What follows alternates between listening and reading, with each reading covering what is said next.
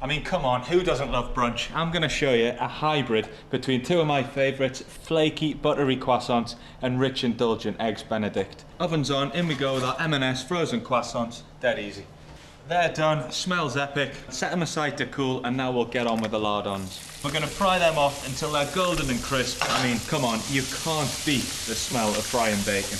Time to get cracking with our poached eggs. You can see our bacon is golden and crispy now. Drain that bacon off onto a bit of kitchen paper, take up the excess fat.